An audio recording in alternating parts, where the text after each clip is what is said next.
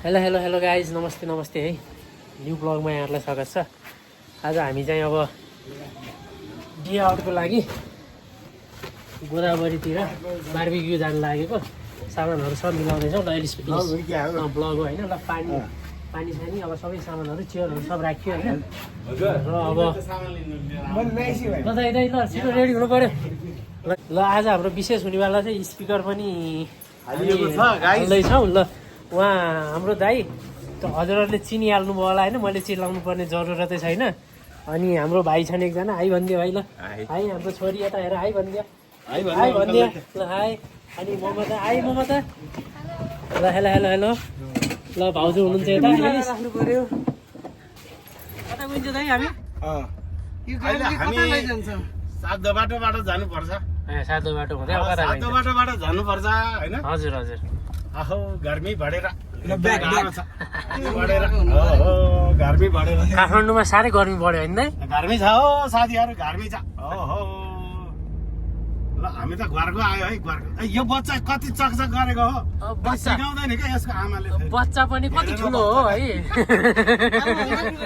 आमाभन्दा ठुलो बच्चा। यो बच्चा पनि कति ठुलो साथीहरू है। ल हामी गुवारको फ्लाइओभर माथि फर्स्ट टाइम होइन, फर्स्ट टाइम हो तपाईँको? फर्स्ट टाइम साथीहरू। ल घरको ल जय ओली है, यतिको विकास गरिदिनु भएको छ। अझै यस्तै विकास गरिदिनुहोस्, तपाईँको पूजा गर्न पाइयोस् हामीले होइन। यो बच्चा कति ठुलो हो भने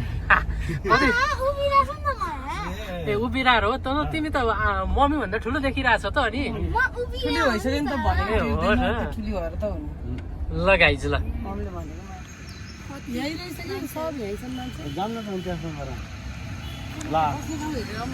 हामी यो एकपटक एकदमै भाइरल भएको रोडमा आइपुग्यो, गोदावरीको। एकदम भाइरल थियो नि त यो रोड।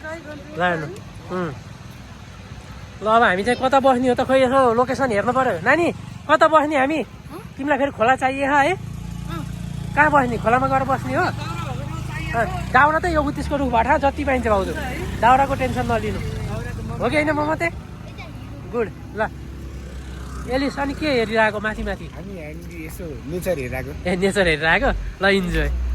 फुलचोकी जाने बाटो हो दाइ यो। अनि दाइ कस्तो लाग्यो यो वातावरण? बवाल छ। ल राम्रो छ। नेपाल एक त अब प्राकृतिक सौन्दर्यताले उत्कृष्ट देश हो होइन? उत्कृष्ट देश हो। यहाँका हिमाल, पहाड, वन जङ्गल हाम्रा यी प्राकृतिक सम्पदाहरू हुन्। अब यी प्राकृतिक सम्पदाहरूलाई अलिकति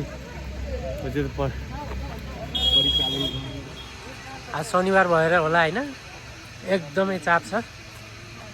जताततै मान्छे छन् होइन। उहाँसम्म जाने राम्रो है, ठाउँ राम्रो छ। यो पुरै उत्तिसको जङ्गल रहेछ कि, हेर त्यही भएर कस्तो दामी देखिएको के।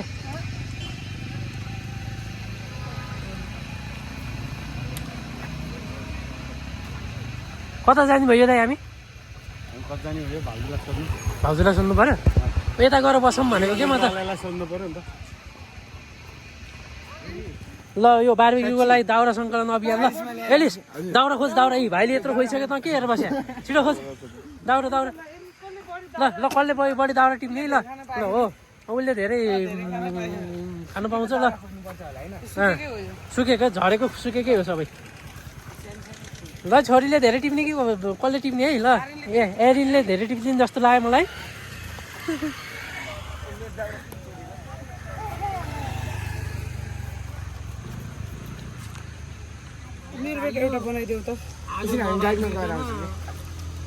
नखाइकन फर्किएला जस्तो छ आगो नबलेर। तेल ल्याउनु पर्ने हो, तेल नल्याउँदा मजदुरी गर। फाइनली आगो बल्न सफल भयो। अब चाहिँ मासु पोलेर खाइन्छ होला है एलिस? यस्तो यो चाहिँ बाल्नुलाई एकदमै, वातावरणको लागि एकदमै हानिकारक छ। यति कुरा मैले तिमीलाई भन्नुपर्ने हो। अरे ठिक छ, सिस्नुले नि पोल्नुपर्छ नि। ल अब चिकन टक्क पोलेर खाइन्छ हामीले। आगो पनि बलिसकेको छ। कहाँ छ झर्ना? माथि झर्ना छ? कहाँ झर्ना हुन्छ यस्तो पानी नउठाए? सानो झर्ना छ। ल के चाहियो? फोन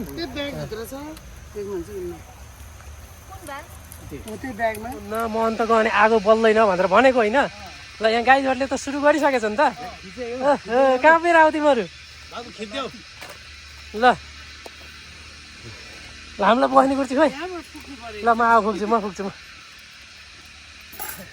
के भयो अरे दाइ टुलमा बसेर टुलमा बसेर आनन्द खानु ल गाह्रो भयो ल पानी पनि पर्न लाग्यो खाइ पनि सकियो पोलेर हो छैन जुका छैन ए रहेछ हो रहेछ नि छल्नु यसो ए मेरो हात आयो गयो के अरे नानी जुकाले तिमीलाई र अनि ड्याडीलाई मात्रै मन पराउँदो रहेछ त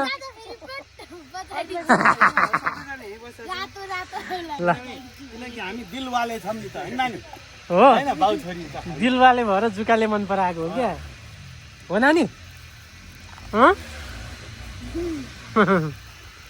ल फाइनल्ली अगाइयो पानी पनि पर्न थालिसकेको छ अब हाम्रो ब्लग है टुङ्ग्याउनु पर्ला जस्तो छ गाइस होइन केही भन्नु छ यसरी नेचरमा आएर पोलेर खाँदा कस्तो हुँदो रहेछ ए केटा हो के छ र विदेशमा नेपालमा आफ्नो ठाउँमा छ मजा हो नि होइन घट्टे खोलामा कति मजा हो होइन त हो ल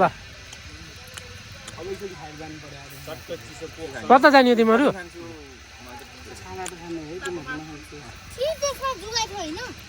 धन्दाभरि मान्छे छन् गाईहरू आकाशमा पानी पर्न लागिसक्यो ल अब हाम्रो ब्लग यहीँ सकौँ है ल बाई बाई भनिदिउँ म त